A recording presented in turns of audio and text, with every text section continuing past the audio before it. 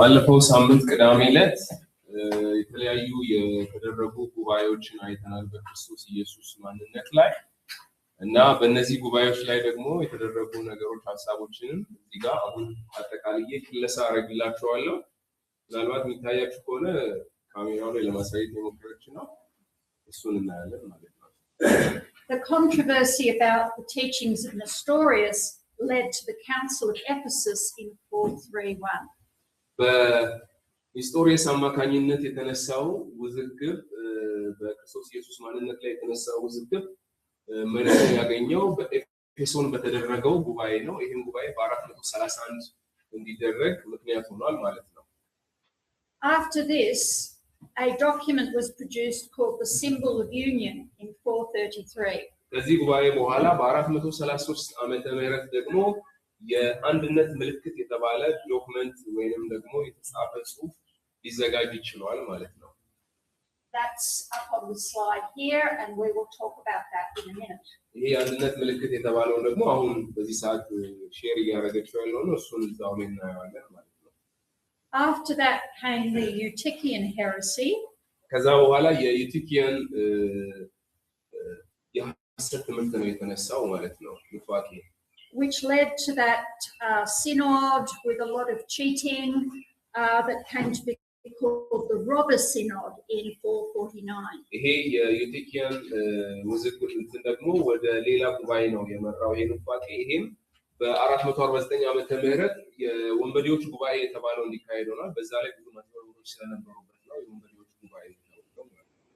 The result of that was not satisfactory, so the emperor called the Council of Chalcedon in 451. በዚህ ጉባኤ ላይ የተደረገው ነገር ብዙም አጥጋቢ ስላልነበረና ብዙ አወዛጋቢ ነገሮች ስለነበሩበት ከዛ በኋላ ንጉሱ የኬልቄዶንን ጉባኤ በ451 ዓመተ ምህረት ጠርቷል ማለት ነው።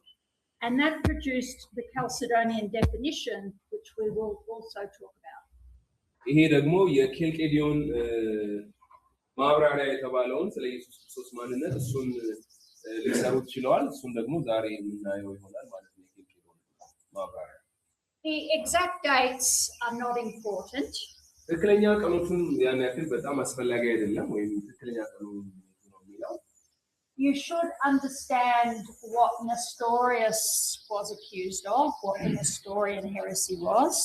በዋናነት ማወቅ ያለባችሁ ከቀኑ ይልቅ ኔስቶሪየስ የተከሰሰበት ነገር ምንድነው ወይም ያስተማረው ኑፋቄ ምንድነው የሚለው You should understand the problem with the Eutychian heresy. ሌላውም ደግሞ ማወቅ ያለባችሁ ዩቲኪያን ኑፋቄ የሱንም ትምህርት ምንድነው የሚለው ነው እንጂ ቀኖቹ ያን ያክል ብዙ ማሳሰብ The most important of the two documents is the Chalcedonian definition. እነዚህ ከሁለቱም በጣም አስፈላጊ የሆነው መረጃ ለኛም የሆነን የሚጠቅመን የኬልቄዶን ውሳኔ ነው። ይሄ ማብራሪያ በኬልቄዶን የተሰጠው በኬልቄዶን ጉባኤ የተሰጠው ማብራሪያ ነው።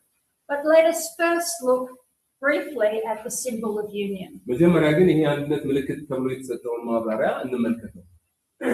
This was ultimately determined to not be adequate. ይሄ በራሱ በቂ ወይም በደም ያብራራል ተብሎ የሚታሰብ አይደለም።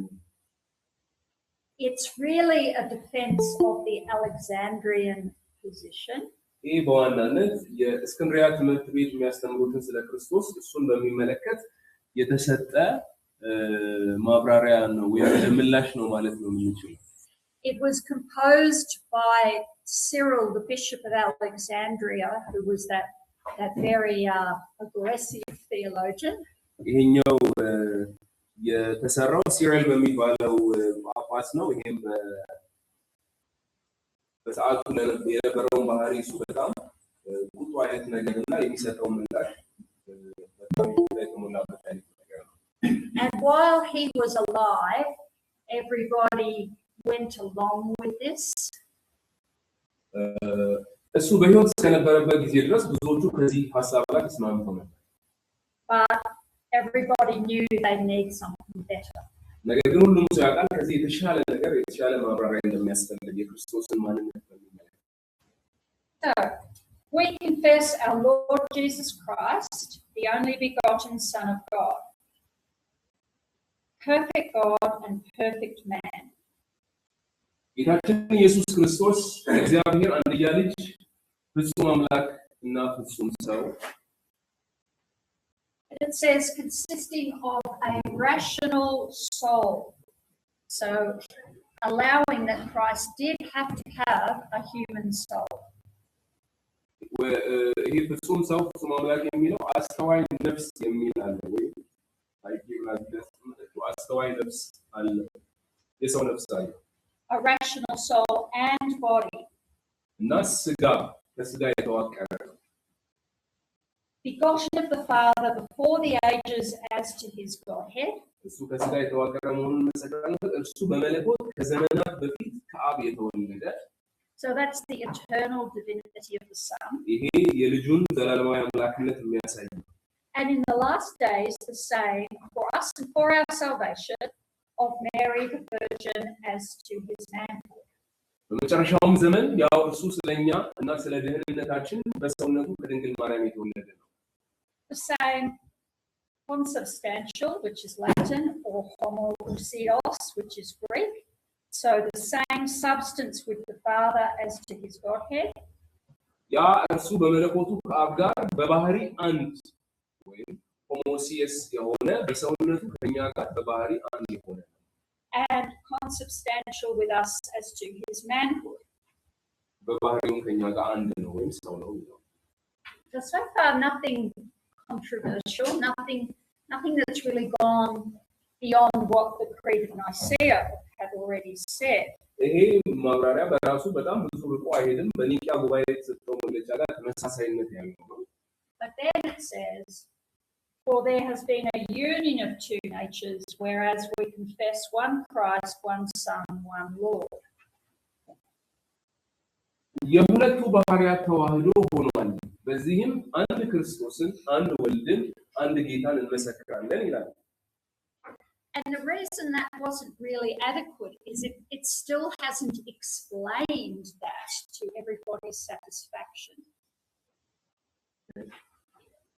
That statement has still not explained what is meant by the union of two natures to anybody's satisfaction.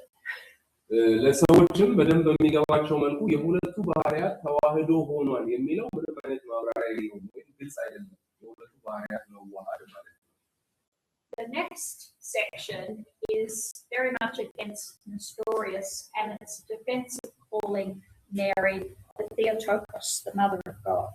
ይሄኛው ክፍል ደግሞ በዋናነት የንስጥሮስን ውዝግብ ለመፍታት የተደረገ ሆኖ የማርያምን ደግሞ የአምላክ እናት የሚለውን መጠሪያ ያጠናከረ ነው ማለት ነው In accordance with this thought of the unconfused union, in other words, that the union doesn't have any sort of confusion or mingling or separation of the two natures.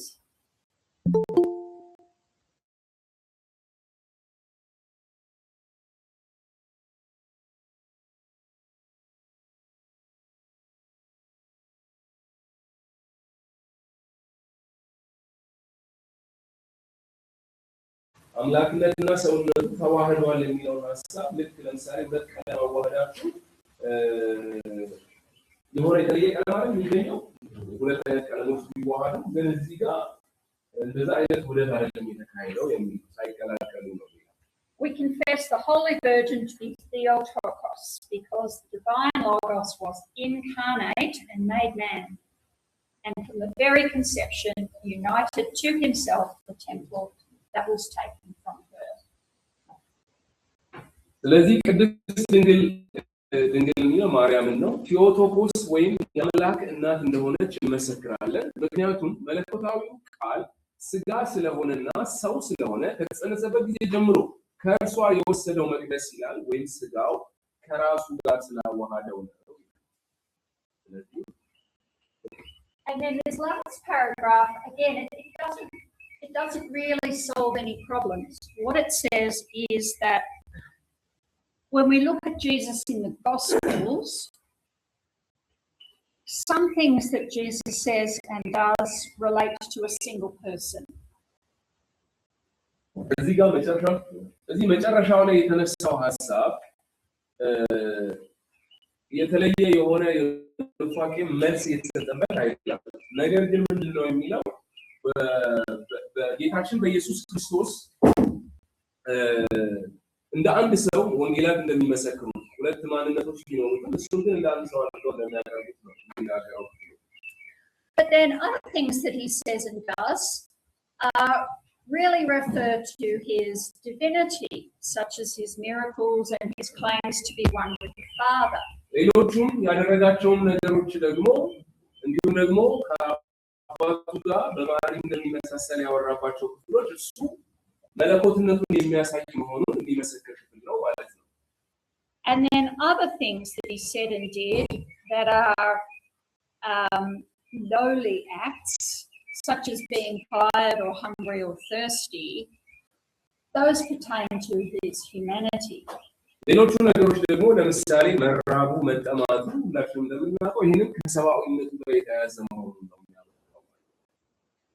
So this is a step towards trying to explain the divinity and humanity together in Christ, but it doesn't actually explain anything. ይህ መግለጫ በዋናነት የኢየሱስ ክርስቶስን አምላክነትና የኢየሱስ ክርስቶስ ሰውነት ሁለቱ በአንድነት በአንድ ሰው ማንነት ውስጥ እንዴት እንደሚኖሩ ለማብራራት የተደረገ ሙከራ ነው። ነገር ግን በደንብ አድርጎ ሐሳቡን አላብራራልንም ይህ መግለጫ ማለት ነው። So that's why something more was needed.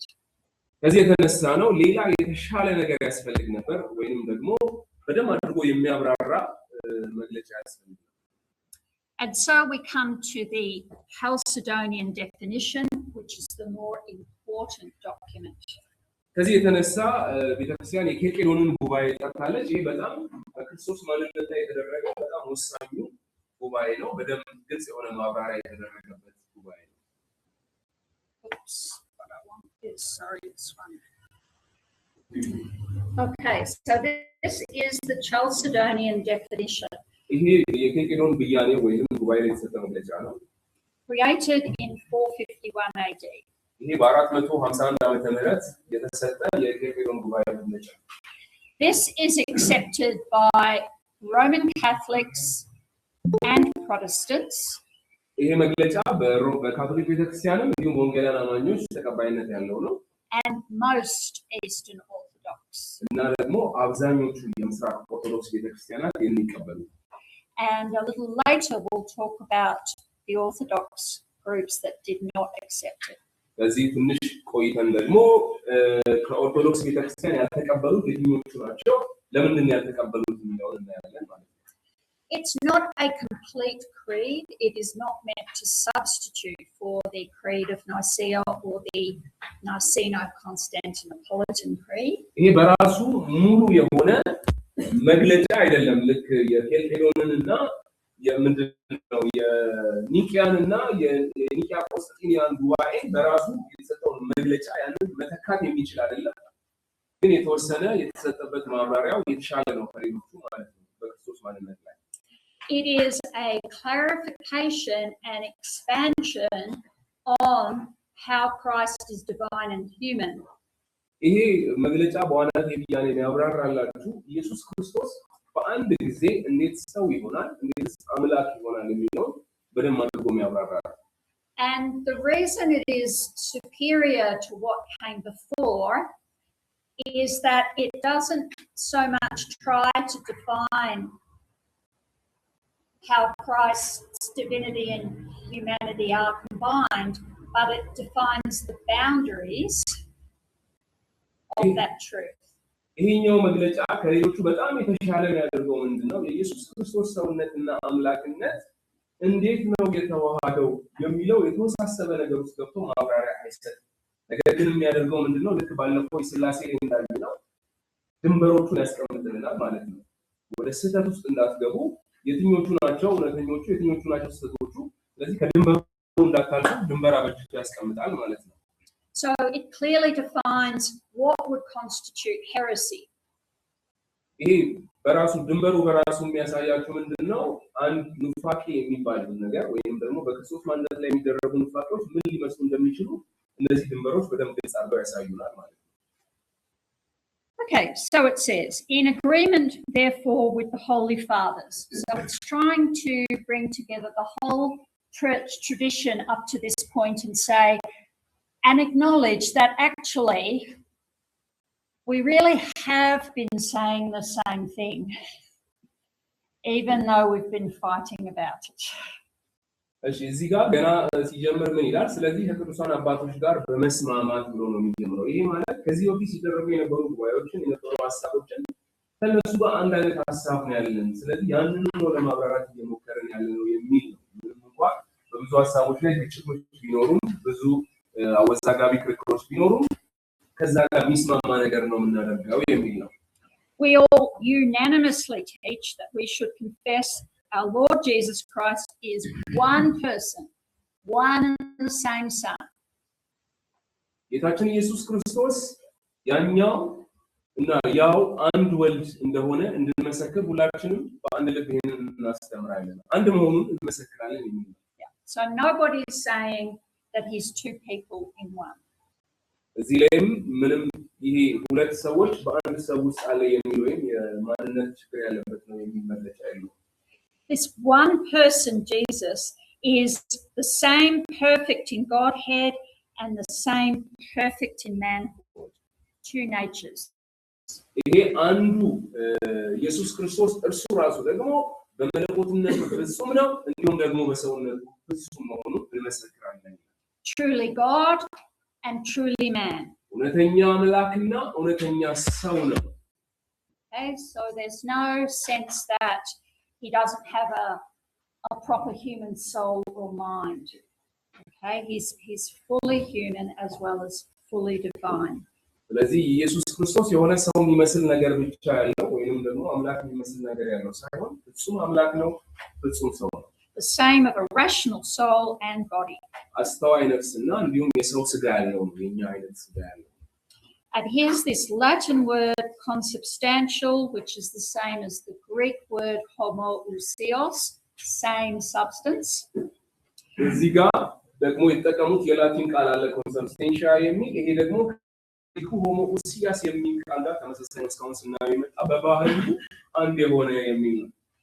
Same substance with the Father in Godhead and same substance with us in manhood, like us in all things except sin. በሰውነቱም ሆሞሲዮስ የሚለው በባህሪ አንድ ነው ይልና በሰውነቱም ደግሞ ከኛ ጋር በባህሪ አንድ ነው። ከእግዚአብሔር ጋር በባህሪ አንድ ነው፣ ከኛ ጋር በባህሪ አንድ ነው። ከኃጢአት በቀር ግን በነገር ሁሉ እኛን ይመስላል። Begotten or generated, and the implication is that this was an eternal, continuous thing from the Father before the ages as regards his Godhead. በመለኮትነቱም ከዘመናት በፊት ከአብ የተወለደ ይላል። ይሄ ደግሞ ተወለደ የሚለው ሐሳብ ጅማሬ እንደሌለው ነው። እሱ ከዘመናት በፊት የሚለው ቃል የሚጠብቃችሁ ጅማሬ የሌለው ነው የኢየሱስ ክርስቶስ ልጅነት። And in the last days, the same, because of us and because of our salvation, begotten from the Virgin Mary, the Theotokos, as regards his manhood. በመጨረሻውም ዘመን ስለኛና ስለ ደህንነታችን በሰውነቱ ከአምላክ እናት ይላል ወይም ቴዎቶኮስ ከድንግል ማርያም የተወለደ። So both sides have accepted the word Theotokos for Mary, even though it caused such controversy for Nestorius. Now that the word is more fully understood by both sides, it's in the definition. ቴዎቶኮስ የሚለው የአምላክ እናት የሚለውን መጠሪያ ስም እዚህ ላይ ተጠቅመዋል። ከዚህ በፊትም በነበረው ላይ አይተናል እና እዚህ ላይም ሲጠቀሙት በመጀመሪያ እንደነበረው አይነት በኔስቶሪየስ ዘመን እንደተነሳው አይነት ውዝግብ የለባቸውም። አሁን ምንድነው ያንን ውዝግብ ትተውት ይህንን ሐሳብ ተቀብለውታል ማለት ነው። የአምላክ እናት የሚለው መጠሪያ ስም ተቀባይነት አግኝቶ በዚህ ላይ አስቀምጠውታል ማለት ነው። So having explained the divine begottenness and the human begottenness, we come back to the unity, one and the same Son, what's a one and the same Christ, Son, Lord, unique, one of a kind, monogenes. እንዴት ደግሞ ከዘመናት በፊት ከአምላክ እንደተወለደ ካብራራ በኋላ እንዴት ደግሞ ከሰው ሰውነትን ወስዶ እንደተወለደ ካብራራ በኋላ አሁን የሚመጣው እነዚህ ሁለቱ ባህሪያት እንዴት ነው የሚዋሃዱት ወይም እንዴት ነው አንድ ላይ የሚኖሩት የሚለው ላይ ይመጣል። ስለዚህ ያው አንዱ ክርስቶስ ወልድ የሆነው ጌታ አንድያ ልጅ ያለመቀላቀልና ያለመለወጥ። And now this second last paragraph is where I think the genius of the statement comes in. This is where it carefully defines the boundary. It carefully says that these are things which Jesus is not. ስለዚህ ይሄ ባህሪያቶቹን በሚመለከት እነዚህ ሁለቱ ባህሪያቶቹን እዚህኛው መጨረሻው አካባቢ ላይ አሁን የደረስንበት ጋር መጥቶ ድንበሮቹን ነው የሚያስቀምጠው። ኢየሱስ ክርስቶስ እንዲህ ነው የሚለውን ትቶ እንዲህ አይደለም የሚለውን ያስቀምጥላቸዋል ማለት ነው። የኢየሱስ ክርስቶስ አምላክነትና ሰውነቱ ይሄንን ባውንደሪ ወይ ይሄን ድንበር ታችሁ ሉፋቄ ውስጥ ነው የምትገቡት። Made known in two natures without confusion. በእነዚህ በሁለቱ ባህሪያት የሚታወቅ ሆኖ ያለ መቀላቀል። So he's not a sort of mutant or hybrid or a new color. ስለዚህ ኢየሱስ ክርስቶስ አምላክነትና ሰውነቱ እርስ በርሱ ተበርዞ ተዋህዶ የሆነ አዲስ ፍጥረት አልሆነ፣ ሌላ ነገር አልሆነ፣ ምንም ቅልቅል የለም ማለት ነው። Without change. So the divine nature has changed, the human nature hasn't changed. ስለዚህ ሁለተኛው ድንበር ደግሞ የሚለው ያለ መለወጥ የሚል ነው። ስለዚህ የአምላክነቱ ባህሪ በመሰረቱ አልተለወጠም፣ የሰውነቱን ባህሪ በመሰረቱ አልተለወጠም። ሁለቱም ባሉበት ነው ያለው። Without division, without separation. So not two people in one. The natures are now not divided or separated. ሌላኛው ድንበር ምን የሚል ነው? ያለ መከፈልና ያለ መለያየት ይላል። እነዚህ ሁለቱም አልተዋሃዱ፣ ደግሞ ምን አልሆኑ? አልተከፈሉ ወይም አልተለያዩ። ይህ ማለት ምን ማለት ነው? በንስጦሪዮስ ጊዜ እንደነበረው አይነት ውዝግብ ልክ ሁለት ሰው በአንድ ሰው ውስጥ አንድ ሰው ነው አንድ አምላክ ነው። ምን የሆነ ሁለት ሰው ውስጥ የለም፣ አንድ ነው፣ ግን አልተዋሃደም፣ አልተቀላቀለም፣ ደግሞ አልተለያየም፣ አልተከፈለም የሚል። The difference of the natures has not been removed because of the union, but the property of each nature has been preserved. የባህሪያቱ ልዩነት በዚህ ተዋህዶ ምክንያት በምንም መልኩ ያልተወገደ ነው። ነገር ግን የእያንዳንዱ ባህሪ መለያ ተጠብቆ በአንድ አካል እና በአንድ ማንነት የተዋሃደ ነው። Coalescing, coming together in one person, prosopon, and one hypostasis. Okay, both of those are used in the sense of person. አንድ አካል ወይም ፕሮሶፖን የሚለውና አንድ ማንነት ሃይፖስታሲስ የሚለው ሁለቱም ይሄ ባህሪ ወደ አንድ የመጣበትን ነገር ነው የሚያብራራልን። ልክ በስላሴ ውስጥ እንዳየነው ማለት ነው። Not parted or divided into two persons. ወደ ሁለት ሰዎች ወይ ወደ ሁለት ማንነቶች አልተከፈለም። But one and the same Son, only begotten, divine word, the Lord Jesus Christ. ግን ያ አንዱ ወልድ አንድያ ልጅ መለኮታዊ ቃል ጌታችን ኢየሱስ ክርስቶስ ነው ማለት ነው። So two natures in one person. ሁለት ባህሪያት በአንድ ማንነት ውስጥ. And it has explained what we should understand by that in terms of what it doesn't mean. ይሄንን የምንረዳው ቅድም እንዳለችው እሷ ይሄኛው ኢየሱስ ክርስቶስ እንደዚህ ነው ሳይሆን ኢየሱስ ክርስቶስ እንደዚህ አይደለም በሚለው ድንበር ነው ነገሩን ማበጀት ይቻላል ማለት ነው። So by doing this it says it's not Apollinarianism, it's not Eutychianism, it's not Nestorianism. ይሄንን በማለታቸው ይሄኛው የኢየሱስ ክርስቶስ ማንነት የተማሩ የኢየሱስ ክርስቶስ ማንነት የሚመለከቱ የኢየሱስ ማንነት አፖሎኒስም እንደሰጠው አይደለም፣ ኢቲኬስም እንደሰጠው አይደለም፣ ኒስቶሪየስም እንዳስተማረው አይደለም። እነዚህ ሶስቱ መሰረታዊ ፋክተሮች የኢየሱስ ማንነት ኮንፊውዝ የሚያደርጉ ናቸው።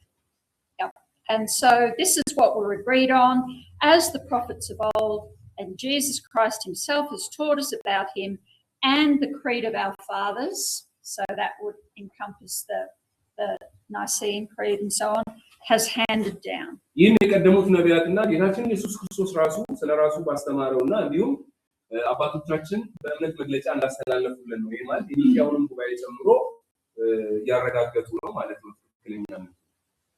So this takes its place beside the Nicene Creed, by which I mean the Niceno-Constantinopolitan Creed, as being two pillars of Christian faith that were accepted by virtually the whole church. ይሄኛው የኬልቄዶን ብያኔ በራሱ ይሄኛው ጉባኤ ከኒቂያ ኮንስታንቲኒያ ጉባኤ ቀጥሎ ሁለተኛው መሰረታዊ እንደ አንድ ሆኖ በቤተክርስቲያን ታሪክ ውስጥ የሚቀመጥ መግለጫ ነው። እነዚህ ሁለቱ መሰረታዊ የኒቂያው ጉባኤና የኬልቄዶን ጉባኤ ሁሉም ቤተክርስቲያናት የሚስማሙበት ነው። ኦርቶዶክስ፣ ካቶሊክ፣ ፕሮቴስታንት ሁሉም በአንድነት የሚቀበሉት ስለሆነ በክርስትና አስተምህሮ ውስጥ እነዚህ ሁለቱም ብያኔዎች እንደ ምሰሶ የሚታዩ ናቸው ማለት ነው። መሰረታዊ ናቸው። Are there any questions on this statement? በዚህ መግለጫ ወይም ብያኔ ላይ ጥያቄ ካላችሁ ማንሳት ትችላላችሁ። በኢየሱስ ክርስቶስ አምላክነትና ሰውነት መዋሃድ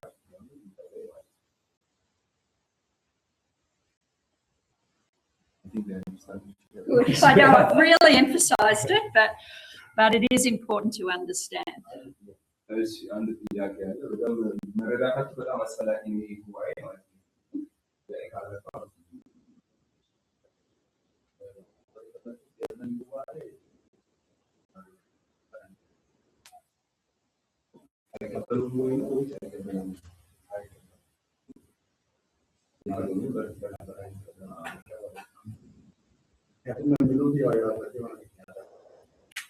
አሁን በቤተክርስቲያን ታሪክ የሁለቱ ጉባኤዎች ተመሳሳይ ናቸው። እንደ ኢትዮጵያ ፖለቲክስ በዚህ እሱም በተመለከተ አለ እንዴት? Okay, you have said that the two Chalcedon and the Nicaean creeds are agreed upon all of the churches. But the Ethiopian Orthodox Church, they don't accept this I one. said most of the churches. Ethiopian context. አብዛኞቹ ቤተክርስቲያናት እንጂ ሁሉም ማለት ነው፣ ግን አብዛኞቹ ይቀበላሉ። አሁን ቅድምም የኦርቶዶክስ ስትል ኢስተርን ኦርቶዶክስ ነው የሚወስኑትን ነው። Yeah, and I said we'd talk about the groups that didn't agree. ያልተስማሙትና ተከፍሎ የወጡት የትኞቹ ናቸው የሚለው በሚቀጥለው ስላይድ ላይ እናያለን። So Roman Catholics and then later Protestants essentially agree with this. ይሄኛውን የሮም አሁን ያለችው የካቶሊክ ቤተክርስቲያንና የወንጌላውያን አማኞች ይቀበላሉ። And most Orthodox at the time agreed with it. እና አብዛኞቹ የኦርቶዶክስ ቤተክርስቲያናት ይሄን ይቀበላሉ። And now we come to those who disagreed. Yeah. Okay.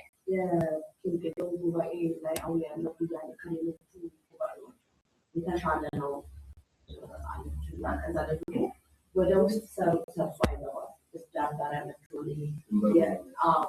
ለስላሴ ማለት ነው። ለስላሴ ነገር ስላሴ ላይ እንደነበረው ነው ስትል አሁን በጣም ጎትሹ ነው ማለት ነው። እና ነገር ላይ የሆነ ነገር ሚስባራችሁ ሌላ ነገር ተነካለ እና ዲቴል አለመግባቱ ሳይሆን ነው ዲቴል እያንዳንዱ እንደዚህ ነው ብለው አለማብራራታቸው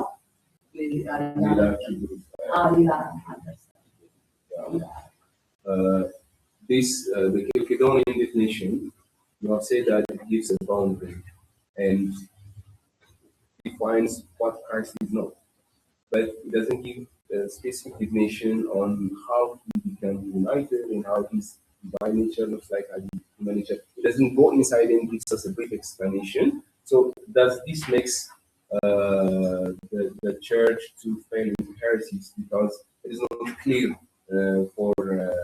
it's not clearly explained. So does this opens for another heresy? Well, it certainly meant that some people disagreed with it, but the problem is it's just like we talked about with the Trinity. Can we actually describe how God is one and three? Could we draw a satisfactory picture of that? ይሄኛው ምንድነው? አሁን ለምሳሌ አንዳንድ ሰዎች ላይ ቀበሉ ላይ ስማሙ የሚችሏቸው ነገሮች ሊኖሩ ይችላሉ እና ኢየሱስ ክርስቶስን ማንነት በሚመለከት ልክ ስላሴ ላይ ባለፈው የሆነ በትሪያንግል አሳይታለች እና እግዚአብሔር ምን እንደሚመስል እግዚአብሔር አንድም እግዚአብሔር ሶስትም እንደሚለው በሰውኛ አገላለጽ ሙሉ የሆነ ምስል መስራት እንችላለን ወይ ነው ጥያቄው። እሱን ያንን ማብራራት እንችላለን። Yeah, and the answer is we can't, but we can clearly define. If we go too far in this direction, it's modalism too far in the other direction, it's tritheism too far in another direction, it's subordinationism. ስለዚህ ወደ ስህተት ውስጥ ልንገባ እንችላለን። አዎ ነው፣ ግልጽ ነው። ስለዚህ ወደ ስህተት ውስጥ በትክክል ማብራራት አንችልም። ያ አቅም የለንም። የሰው እንትን ገብቶ ያንን ሊያብራራው አይችልም። ልክ ስላሴ ላይ እንደሆነ ወደ አንዱ ጽንፍ ስንሄድ የበታችነት የሚለው አለ። ወደ አንዱ ጽንፍ ስንሄድ ደግሞ ሶስት አምላክ ናቸው የሚል አለ። ወደ አንዱ ጽንፍ ስንሄድ ደግሞ ሶስቱም ዳይሬክሽን ላይ በሶስቱም አቅጣጫ የስህተት ትምህርቶች አሉ። ጽንፍ በሄደ ማለት ነው። And similarly, ultimately, we cannot really describe how Jesus is divine and human. We cannot find a suitable picture to draw, but we can define the boundaries, okay? Not losing the properties, not confusing them, not dividing him in two. ስለዚህ የኢየሱስንም አምላክነትና ሰውነትን በሚመለከት ተመሳሳይ ነው። ሁለት ጊዜ ኢየሱስ አምላክም ሰውም ሆኖ በአንድነት እንደኖረ ይሄኛውን መግለጽ ማብራራት የሚችል ሰውኛ አገላለጽ የለም። ይሄ ምስል ስለዚህ ማድረግ የምንችለው ምንድነው? ወደ አንዱ ጽንፍ እንዳይሄድ ነው። እሱ ሰውነቱን ተለያይቶ ሁለት ሰው ያለው ወይም ተዋህዶ ደግሞ ሌላ ፍጥረት ነው የሚለውን ለመከላከል ነው ማለት ነው። And that was what was missing in the symbol of union. ይሄ በቅድም ባየነው የአንድነት ምልክት በተባለው መግለጫ ላይ ያጣነው ሐሳብ እሱ ነው። ይሄኛውን ድንበር አላየንም።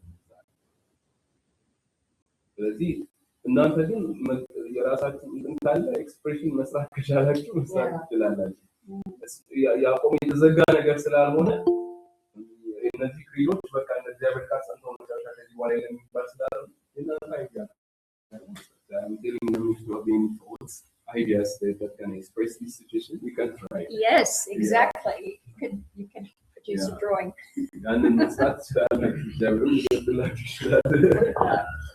And while you're at it, you can produce a drawing of how God can be, have not had a beginning, or how he can hear all our prayers at once.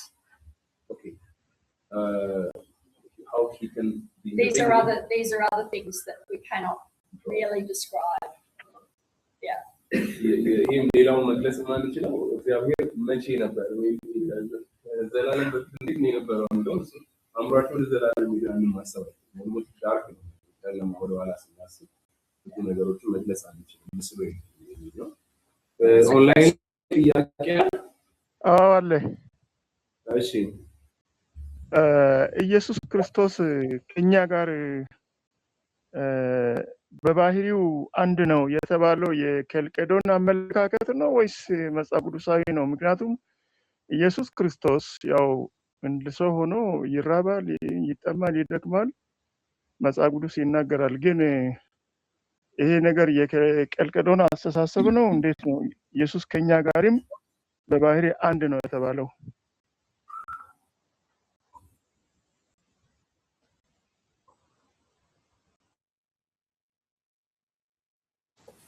እሺ ትንሽ ይቆራረጣል። ሐሳብን ያገኘሁት ይመስለኛል። ኢየሱስ ክርስቶስ ከኛ ጋር እንደ አንድ ነው በባህሪው ከኛ ጋር አንድ አይነት ነው መግለጫው ላይ ያለው መጽሐፍ ቅዱስ ላይ ያለ ሐሳብ ነው ወይ የሚል ነው አይደለ? አዎ አመለካከቱ የኬልቄዶን ነው ወይስ? እሺ ማይክል ዝጋውና እኛ መልስ እንሰጣለን። እሺ ኔትወርኩ ነው ይቆራረጥብሃል። እሺ እዚህ እኛ እንትን እንላለን። He's asking in this creed, in this definition, it says he is like one of us. Yes. In all of the things. Is it biblical or is it spiritual? That's a biblical quote. Yeah. Hebrews. He hungered and he likes us, but how he can be always like us? That's in Hebrews. ይሄ ሐሳብ በዕብራይስጥ መጽሐፍ ይቆራረጣል። I think it might be Hebrews 4. It says that the high priest had to be made like us in all things. It is an actual quote, which is nice to see in a creed.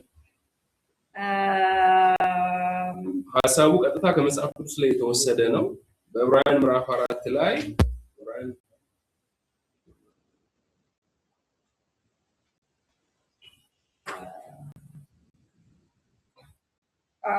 I could find it for you and pop it on. I'll put it on the chat.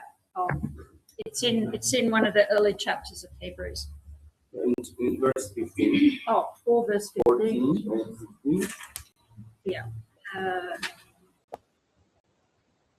He's tested like us. No, there's an absolute quote. In verse 15. No, in elsewhere. Okay. Yeah, that isn't just being tempted in all things like that. I'll find the quote for you and put it on the chat. Okay. All right. So I want to keep moving. So here are those who disagree. Okay. So there were 2 groups who disagreed. I think they have a question. Oh yeah.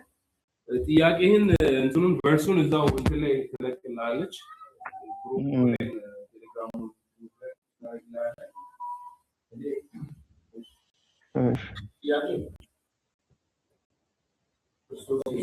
verse 7. Oh. 2 verse 17. 2 verse 17. Great, thank you.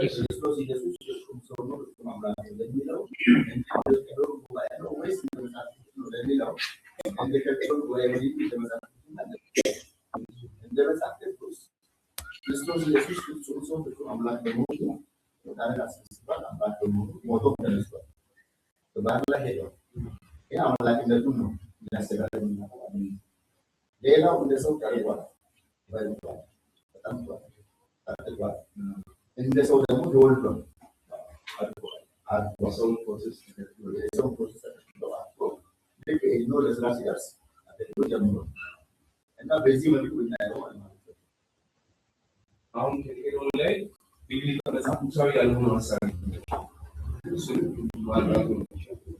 መጽሐፍ ቅዱስ የለም ብላችሁ የምታስቡ ሀሳብ ካለ በዚህ በቴክኒክም ጉባኤ ላይ የትኛው ነው? አሁን ያልኩትን አብራራ። የኢየሱስ ክርስቶስ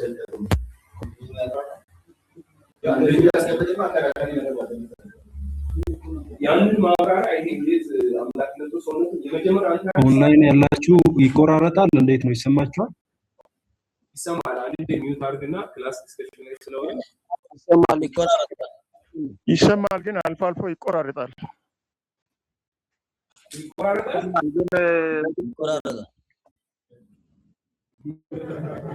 ኮኔክሽን የሚሰራበት ቦታ ጸልይ እያሉ ነው። አሁን እርሱ ያነሱትን ሀሳብ የመጀመሪያ ጉባኤ ላይ ያነሳዋል። እንዴት ነው ሰው የሆነው? እንዴት ነው አምላክ የሆነው? በኋላ የሚለውን ያብራራል። ግን ይሄኛው የቴክኖ ጉባኤ እሱ ለእሱ ነው ድንበሩ አይቀላቀልም አይሆንም። በዚህ ሁሉም ጠብቀው ነው የኢየሱስ ክርስቶስ አምላክ ነው ሰው ነው ስትል አሁን እኮ አምላክ ነው ሰው ነው የሚለውን አለመቀበል እኮ አይደለም። ግን ሁለቱ በአንድነት የአፖስቶሊክ ዩኒየን የሚባለው ነገር እንዴት ነው ኢየሱስ ክርስቶስ አምላክነቱ ሰውነቱ በአንድነት ያለው ነው ለማብራራት ነው። I think they are asking on the definition of the Chalcedonian definition. It gives us like how he can be human and how he can be divine, like expansion, like in the before and in the union. Yeah. In the union. That's Keep going. yeah. On this one, Yeah. it says how he can be human because he's hungered and rested like human beings. The things that lowly things that make him human. Yes.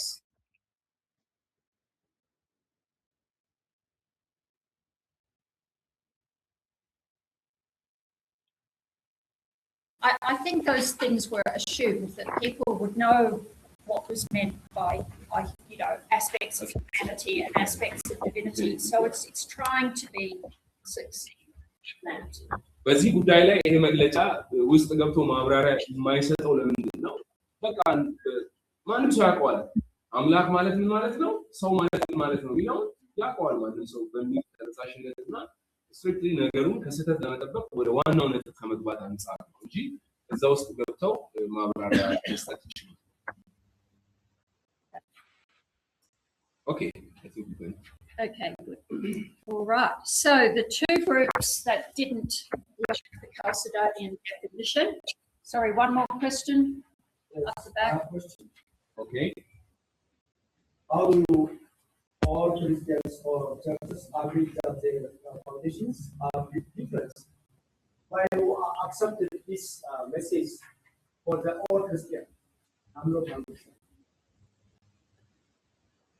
It's not clear. Maybe Bamarinya. Well, they just did. It satisfied most people. It satisfied most people. How do Okay. all Christians or churches agree these Christians and these assemblies of the foundation is the all Christians, the foundation is different. So how do you all accept it? All Christians, this assembly? Okay. Maybe he's a ምናልባት ለነዚህ ጉባኤዎች እዚህ ጉባኤ እንዴት ይስማሙታል የሚለው ማለት ነው። ምክንያቱም ሁሉም መሰረታዊ የሆነ ያስተምሮ ልዩነት አላቸው እና በዚህ ጉባኤ ላይ እንዴት ይስማሙ ይችላሉ ይመስለኛል ሀሳብን ነው። How these churches they have foundationally different doctrinal issues. The General Orthodox Catholic, how they agree on this? Well, this is back when it was really only Latin Christianity and Eastern Christianity, right? This is before the range of churches that we have now, and they just agreed at this level. This was the best or an appropriate way to say it. But as we're about to see, some disagree. ይሄኛው መግለጫ ሲሰጥ የተሰጠው በ450 ዓመተ ምህረት ለምሳሌ እንግሊያና ማንቱ ተነስ በ16ኛው ክፍለ ዘመን ማለት ባኪቱ ተስልታ ሌሎች የኢትዮጵያ ኦርቶዶክስ ቤተክርስቲያን ሌሎች ኦርቶዶክሶች እንዴት እንደተከፈሉ አሁን ታሳያቸዋለች። ከዚህ ሌሎች በመሰረታዊነት ይሄ መግለጫ በሚሰጥበት ሰዓት የላቲን ቤተክርስቲያንና ግሪክ ተናጋሪ የሚባሉ ሽግግሮች ነበሩ። ስለዚህ በመሰረታዊነት ይስማማሉ፣ ይሄን ሀሳብ ይቀበሉታል። ሌሎች ቸርቾች ያደረጉ ሲመጡና በዘመን አዲሳውያን ሲነሱ ይሄን ይቀበሉታል። አዲሳውያን ይሄን ተቀብለናል ብለው ነው የቀበሉት እንጂ ይሄን አልተቃወሙም። ስለዚህ በመሰረታዊነት ኢየሱስ ክርስቶስን ማንነት በሚመለከት አብዛኞቹ አሁንም ድረስ ይቀበሉታል። ይሄን ልዩነቱ በኋላ ላይ መጣ ቢሆን ግን ይቀበሉታል የሚል You might be looking at what we have now and saying, how could all these churches agree? But I'm talking about back here when there was really only two main churches and they were able to agree on this. Yeah, ይሄኛው ያ ሶና ሳይደች ላይ በጣም ብዙ ቸርቾች አሁን ያለበት በጣም ብዙ ቸርቾች ያሉ ይሄ ጉባኤ ሲደረግ ሁለት ቸርቾች ናቸው የነበሩት የላቲንና የግሪክ ማለት ነው። ስለዚህ ይስማማሉ በሰዓቱ። አሁንም ግን ብዙዎቹ የወጡት አብዛኞቹ ይስማማሉ። All right, so the two groups that did not agree at this time. በዚህ ጊዜ ታዲያ አንስማማም ብለው የወጡ ሁለቱ ቡድኖች የትኞቹ ናቸው? ከሄዱ በኋላ So some of the Alexandrians who really wanted to emphasize the word flesh, single nature Christology. They felt that the definition was too Antioche, almost Nestorian. አንዳንዶቹ ከእስክንድሪያ ማለት ግብጽ ነው። ስለዚህ የእስክንድሪያ ትምህርት ቤት የነበሩ ምሁራን አልተስማሙበትም። ቃል ሥጋ ነገረ ክርስቶስን ነው የሚከተሉት። ባለፈው እንዳየነው የቃል ሥጋ ነገረ ክርስቶስ የሚከተሉት ምንድን ነው ያሉት? ይሄ መግለጫ በዋናነት የአንጾኪያውን የሚያሳይ ነው። የቃል ሰው የሚለውን ማለት ነው። እሱ ነገረ ክርስቶስ የሚያብራራ ነው እንጂ ይሄኛውን በደም አይቀበልም ብለው ተቃውመውታል አንዳንዶች ማለት ነው። So they emphasized the single united nature of Christ and said that was what Cyril had really taught. ይሄ መግለጫ የኢየሱስን አንድ ማንነት ወደ አንድ የሚያመጣውን ነው የሚቀበሉት እነሱ። ሲሪል የሚባለው ሰው ያስተማረው ተዋህዷል የሚለውን ማንነት እሱን መቀበል ነው የሚፈልጉት። So they were called monophysite. monophysites, single nature. እነዚህ ደግሞ ሞኖፊዚታውያን ይባላሉ። ሞኖፊሳይትስ ሞኖፊሳይትስ የሚባሉት አንድ ባህሪ ነው ያለው የሚለውን ይቀበሉ። And that is the tradition of the Egyptian Coptic Orthodox Church. ይሄ ደግሞ የግብፁ የኮፕቲክ ኦርቶዶክስ ማስተምሮ ነው አንድ ባህሪ። And the Ethiopian Orthodox Church. እና ደግሞ የኢትዮጵያ ኦርቶዶክስ ተዋሕዶ ቤተክርስቲያንም አንድ ባህሪ ነው ኢየሱስ ያለው ብላ ነው ታስተምራለች። It's tewahedo. ያ ስሙ ራሱ ተዋህዶ ነው የሚለው ጥቅም ነው። አንደቱ ተዋህዶ ነው የሚለው። Yeah. So monophysite means one nature. ሞኖፊሳይትስ ማለት አንድ ባህሪ ማለት ነው። But some prefer to say miaphysite, united nature. አንዳንዶቹ ከነዚህ ቸርቾች እኛ ሞኖፊሳይትስ ሳይሆን ሚያፊሳይትስ ነን ነው የሚሉት። ለምንድን ነው አይነት የሚሉት? ሞኖ ማለት አንድ ማለት ነው። እኛ ግን ተዋህዶ ነን ነው የሚሉት። የተዋሃደ ነው እንጂ አንድ ባህሪ ብቻ ያለው ሳይሆን ባህሪ ግን ተዋህዷል የሚለው ነው። And I've read that tewahedo is closest to miaphysite. United rather than single. ይሄ አንድ Is that ባህሪ true? I don't really sure that's read on their blogs or Okay. sites. In terms of But the I word think itself. they say it's united. Yeah.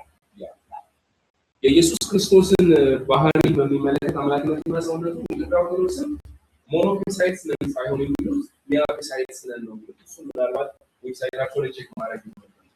ሚያፊሳይትስ ነን የሚለው ተዋህዶ ነን እንጂ አንድ ባህሪ ብቻ ነው ያለው አንድ ነን።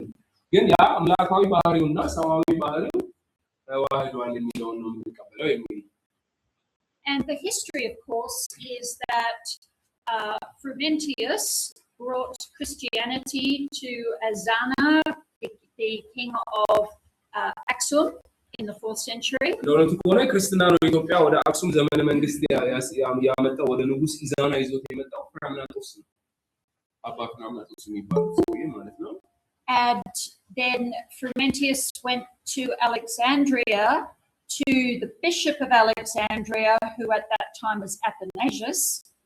ፍራምናጦስም ደግሞ ወደ ግብጽ ሄዶ ነበር። ግብጽ የእስክንድርያ ትምህርት ቤት ላይ ጳጳስ የነበረው ደግሞ አትናቴስ ነው ባለፈው የተማርነው ሰው ማለት ነው። And he said, Athanasius, people are becoming Christian in Ethiopia. You need to appoint a bishop for them. እና ሄዶ አትናቴስ ምን አለው? ኢትዮጵያ ውስጥ ብዙ ሰዎች ወደ ክርስትና እየተለወጡ ስለሆነ ኢትዮጵያ ውስጥ ጳጳስ መሾም አለበት ብሎ ጠየቀ። And Athanasius said, Frumentius, you're the man. You can go back and be the bishop. ከዛ በኋላ አትናቴስ ደግሞ አንተ ነህ ከስካንተ የተሻለ አማራጭ የለንም፣ ስለዚህ ፍራምናጦስ አንተ ሄደህ በኢትዮጵያ ጳጳስ መሆን ትችላለህ ብሎታል ማለት ነው።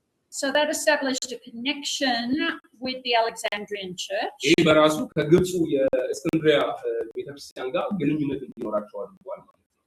And then later, after this, after the split after Chalcedon, the 9 saints who came from the Syrian church, they brought the monophysite or miaphysite teaching to Ethiopia. ከዚህ በኋላ ከዚህ ከፍራምናጦስ በኋላ ይሄኛው ጉባኤ ተደርጎ ነበር። ስለዚህ ይሄኛው ጉባኤ ከተደረገ በኋላ ቤተክርስቲያናት ተከፍለዋል አይደል? ስለዚህ ሚያፊሳይትስ እና ሚያፊሳይትስ የሚባሉት ወጥተዋል። ስለዚህ ይሄንን ትምህርት ግን ወደ ኢትዮጵያ ይዘው የመጡት 9 ቅዱሳን የሚባሉት ናቸው። ከሶሪያ የመጡት ማለት ነው። ከሶሪያ መጥተው ኢትዮጵያ ይሄንን ትምህርት ያስተማሩና ይሄ ነገር እንዲስፋፋ ያደረጉት ማለት ነው። But there were also some Antiochenes who disagreed with Chalcedon. They thought it was too Alexandrian. ሌሎችም ደግሞ እነዚህ አሌክሳንድሪያ ትምህርት ቤት የነበሩት ይሄ መግለጫ እንትኖችን ነው የሚያሳየው አንጾኪያዎችን ነው የሚያሳየው ብለው ተቃወሙት። ግን አንጾኪያዎች ከራሳቸው ራሱ ይሄ ነገር አንጾኪያዎችን አያሳይም ብለው ተቃውሞ ይወጡዋል። መግለጫው ራሱ የእስክንድሪያዎችን ነው የሚያሳየው ብለው ሁለቱም ሳይስማሙ ይወጡዋል። ከሁለቱም ወገን And part of that, they felt that Nestorius had been unfairly treated and that he was not a heretic. እና በዚህ ውስጥ የተነሱት ግን ንስጥሮሳውያን ይባላሉ። ስለዚህ ጳጳሱ ንስጥሮስ የነበረው እሱ በትክክል እንትን አላለም ነው በስተት ነው የተወነጀለው ሐሰተኛ ትምህርት አይደለም ያስተማረው ብለው የተነሱ ሰዎች ናቸው ማለት ነው። So the Nestorians moved east. እነዚህ ንስጥሮሳውያን ደግሞ ወደ ምስራቅ ነው የሄዱት። Oh, it's on here as well. Yeah. So you can look at this a bit later. It shows Chalcedon and the split with the Amalekites and the Nestorians.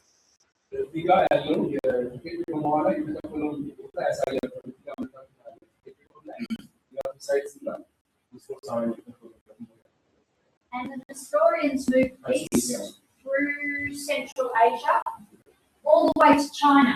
እነዚህ ንስጥሮሳውያን ደግሞ የሄዱት ወዴት ነው? ወደዚህ ነው፣ ወደ ምስራቅ ነው የመጡት ማለት ነው። ሙሉ ለሙሉ ወደ ቻይና ነው የሄዱት። And there is a monument. Where Asia, they moved to Asia.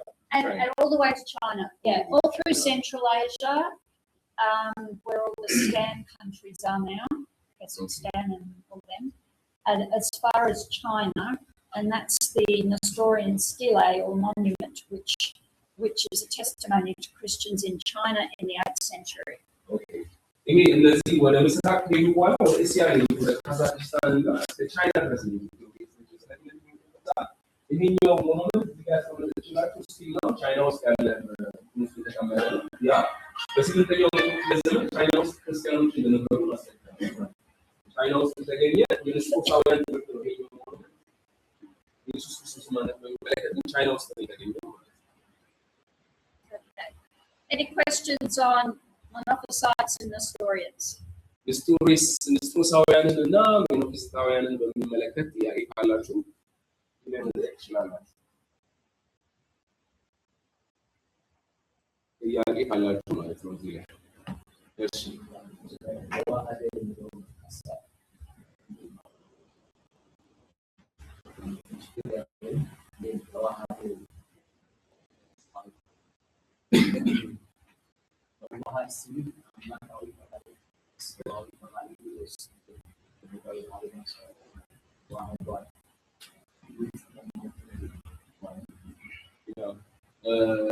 The Monophysites, like in different Orthodox, they teach that these two natures are united into one nature. But is this like you draw one picture that says if it is mixed and becoming a different nature? Is that kind of combination, or is there another explanation for this Monophysites that is nature is united? Yeah, it was that the divine nature really took over the human nature. That was sort of the Alexandrian position. I can't claim to be an expert in what present Ethiopian Orthodox Church understands by that. አሁን የኢትዮጵያ ኦርቶዶክስ ቤተክርስቲያን ምንድነው የምታስተምረው በሚለው ዙሪያ ላይ የኢትዮጵያ ኦርቶዶክስ በሚመለከት ነው ኤክስፐርት አይደለሁም፣ በደንብ ላላቅ እችላለሁ። ግን የእስክንድርያ ትምህርት ቤት ላይ የነበሩት የኢየሱስ ክርስቶስ ማንነት ተዋህዷል ብለው የሚያስተምሩት ተቀይጦ ሌላ ባህሪ ይዟል የሚል ሳይሆን እነዚህ ሁለቱ ባህሪያት አሉ፣ ግን አምላካዊ ባህሪው ሰውነቱ ውጦት አንድ ባህሪ ያለው አምላክ ነው የሚል ተቀይጦ የሆነ ሌላ ባህሪ ይዟል ሳይሆን አለ የሰውነቱ ባህሪ አለ፣ አምላክነቱ ባህሪ አለ። ግን በዋናነት የአምላክነቱ ባህሪ የሰውነቱ ባህሪ ስለዋጠው የሰውነቱ ባህሪ ወደ ማለት ነው። ወንጌላውያን ማለት አልስማማም አይቀላቀልም፣ እኩል ነው ነው ፍጹም አምላክ ፍጹም ሰው ነው። 100% አምላክ ነው፣ 100% ሰው ነው። አምላክነቱና ሰውነቱ አይዋሃድም፣ አይለያይም። ያንን ግን ለምን እናብራራው? እናንተ ቃል በሚለው ታገኛችሁ እንግዲህ አዲስ ትምህርት ይሆናል ማለት ነው። So I guess Chalcedon is saying one who, two whats. Monophysites are saying one who, one what. Okay, one who, one what. ምናልባት እንግሊዝኛው ካላችሁ የኬልቄዶን የሚለው one who, two parts ነው። who ማለት ማን ማለት ነው። አንድ ማን አንድ ኢየሱስ፣ ሁለት ሰውና አምላክ አይደል? አንድ ማን አንድ ብል አይደል? አንድ ማን ነው አንድ ኢየሱስ ነው አይደል? ሁለት ምንድነው ባህሪ፣ ሁለት ባህሪ። የሞኖፊሳይትስ ግን ምንድነው? አንድ ማን አንድ ኢየሱስ፣ አንድ ባህሪ ምን አምላክነት በቃሱ ነው የሰናው የሚል ከዛ ነው ይችላል። one two parts ኬልቄዶን ባህሪ እነዚህ ተቃውሞ የወጡት ደግሞ ዋን ኳት አንድ ማለት You have the advantage that you can converse in Amharic with some Orthodox priests who are learned in their own theology and really seek to have a dialogue and to understand what they mean. ምናልባት እናንተ አማርኛ ተናጋሪ መሆናችሁ ቢጠቅማችሁ አንድ ነገር እነዚህ ሞኖፊሳይት የሚባሉ ሁለት ቤተክርስቲያናት ናቸው። ምናልባት ብንካል ግብፅና ኢትዮጵያ ስለዚህ እናንተ አማርኛ ተናጋሪ ስለሆናችሁ ያላችሁ ትልቁ አድቫንቴጅ ምንድነው? የኢትዮጵያ ኦርቶዶክስ ካህናትን ማናገር ትችላላችሁ። የምን የኢየሱስን ማንነት በሚመለከት የነሱ አስተምሮ ምንድነው ብላችሁ እነሱ ስለመለኮቱ ስለሚያውቁ ራሳቸው ስለዚህ በደንብ በአማርኛ ያብራሩ ማለት አንዱ አድቫንቴጅ ስላላችሁ ካህናቶቹን አናግራችሁ ምንድነው የምታምኑት የኢየሱስ አምላክነትና ሰውነት ላይ ያለውን አስተምሯቸው ከትልቅ ሰዎች መስማት ይችላል። Okay, I have one more slide that I want to briefly cover before you go off with Ms. Ganu. አንድ ስላይድ ብቻ አለ ለከቨር አሁን ሌላ ክላስ በፊት This is one more controversy, but it occurred much later. It was in the 8th century. ይህ ደግሞ ሌላው ውዝግብ ነው። በ8ኛው መቶ ክፍለ ዘመን የተከሰተ ውዝግብ ነው። በዚህኛው አካባቢ ማለት ነው።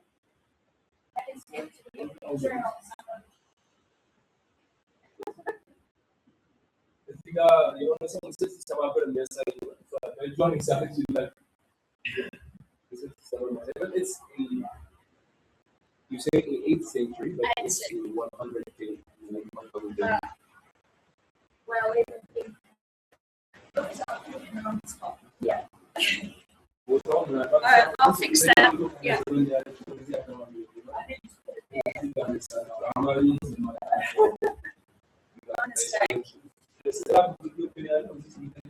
I will fix that. I'll try and bring my pens and fix that tomorrow. I think it's in the right spot on. It's in the right spot on here. Yeah.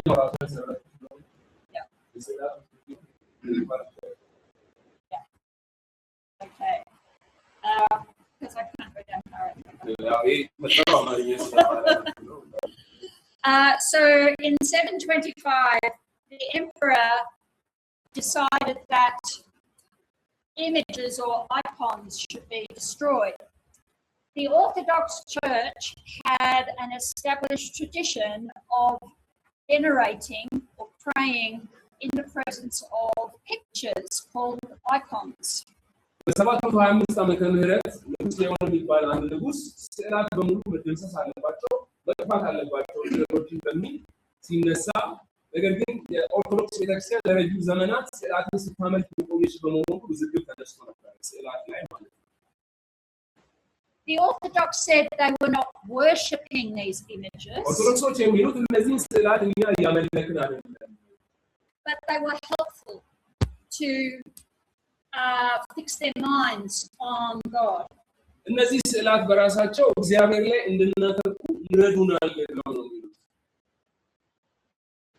So these icons would be representations of God, perhaps the triune God, or Virgin Mary with baby Jesus. እነዚህ ስዕላት ምናልባት ለካሁን ሶስቱ ስላሴዎች ነው አይታችሁ ይሆናል እና ኢየሱስን ያለች እናት ኢየሱስ እና ማርያም እንደነዚህ አይነት ስዕሎች ናቸው በብዛት። And the idea was that if Jesus truly became human, which they believe, then he could have been painted. Someone could have drawn him. Today we would say someone could take a photograph of him. ኢየሱስ ክርስቶስ የምድር ሰው ሆኗል፣ ስጋ ሆኗል፣ ስጋ ሆኖ መጥቷል፣ ሰው ሆኗል ብለን ካለ ስዕል ሊኖር ያስፈልጋል። የሆነ ሰው እኮ ይስለው ነበር ሳሊ ወይ አሁን በዚህ ዘመን የሆነ ሰው ፎቶ ያለ ሰው ነበር ይከራከራል። So if Jesus was here today, we would take a photo, selfie, yeah. Right? And we would treasure that picture, wouldn't we? Yeah. Like many of you might have photographs of your family. Right? አሁን ኢየሱስ ክርስቶስ እዚህ ጋር መጥቶ ቢቆም እርግጠኛ ነኝ ሁላችሁም ፎቶ ታነሱታላችሁ።